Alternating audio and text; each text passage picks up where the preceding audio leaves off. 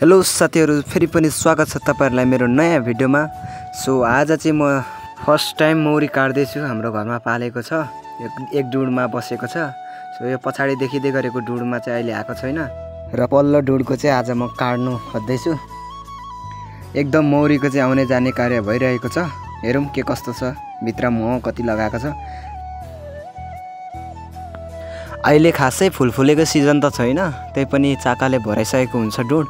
त्यसैले हामीले त्यो चाकालाई निकाल्नु पर्ने हुन्छ ताकि पछाडी यो फुलफुल्ने सिजनमा मजाले मह लाउन सकोस्। हामीलाई मौरी काट्दा चाहिँ झुम्रुको पनि आवश्यक हुन्छ। यसबाट निस्केको धुवाले चाहिँ थोरै भए पनि हामीलाई चिल्नबाट बचाउँछ। अब चाहिँ म यो पाल खोल्नतर्फ लाग्छु।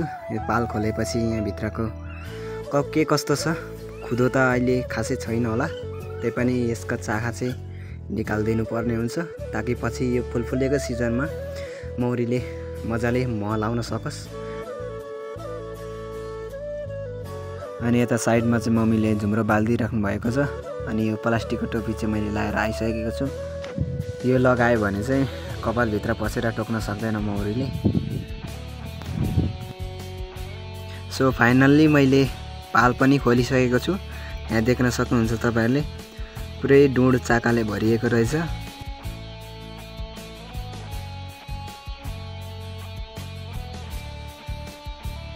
चाका चाहिँ धेरै भराएपछि डुड छोडेर जाने सम्भावना हुन्छ, धेरै जसो जान्छ मौरीहरू। त्यसैले गर्दाखेरि हामीले यो चाकालाई चाहिँ निकालेर खाली बनाइदिनु पर्छ ताकि फुलफुलेको सिजनमा मजाले खुदोहरू लाउन सकोस्।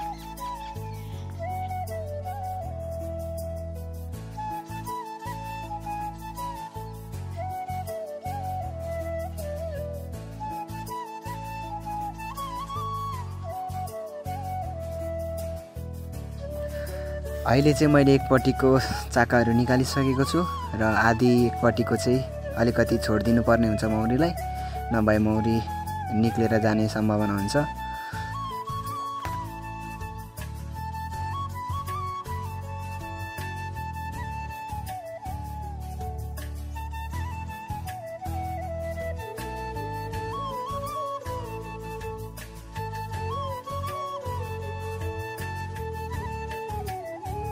अब चाहिँ भने सबै सफा गर्नुपर्ने हुन्छ। मैले चाकाहरू निकालिसकेको छु र मौरीलाई पनि थोरै राखिदिएको छु।